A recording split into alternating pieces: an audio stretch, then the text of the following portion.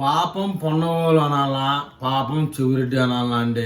చెవిరెడ్డి భాస్కర్ రెడ్డికి నిన్న కోర్టులో మళ్ళీ 14 రోజులు రిమాండ్ వేశారండి.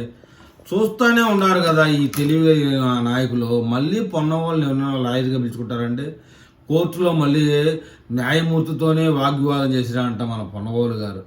ఎందుకు వేస్తారండి? 90 రోజులు అయింది. ఇప్పుడు మన చెవిరెడ్డి భాస్కర్ రెడ్డిని జైల్లో పెట్టి మీరు కావాలని వేస్తున్నారు అది ఇది అనేటప్పటికీ జడ్జి గారికి తిక్కరేగి సరే అన్నం భోజనం అయిన తర్వాత ఆలోచన చేస్తాను ఉండండి అని చెప్పేసి కోర్టులో నిలిపేశానంట.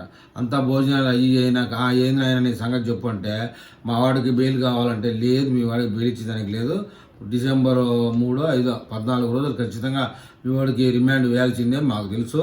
మీరు జడ్జీలనే ధిక్కరిస్తే మీ నాయకుడి దగ్గర గొప్ప పేరు పొందాలని ఏమన్నా మీరు అనుకుంటున్నారేమో, అవి ఇక్కడ జల్లవు, మీ కోర్టు బయట చూసుకోని చెప్పేసి న్యాయవాదులు అయితే పొన్నవోళ్ళని బెదిరించడం కాదు, వార్నింగ్ ఇవ్వడం జరిగిందండి.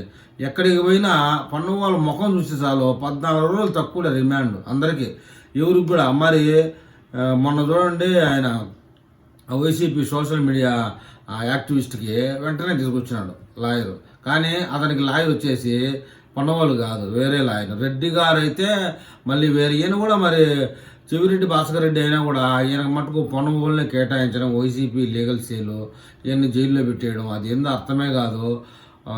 లిక్కర్ స్కామ్కు సంబంధించిన వాళ్ళకల్లా పొన్నవోళ్ళని పంపిస్తున్నాడు, మిగతా వాళ్ళకి వేరే వాళ్ళని పంపిస్తున్నాడు.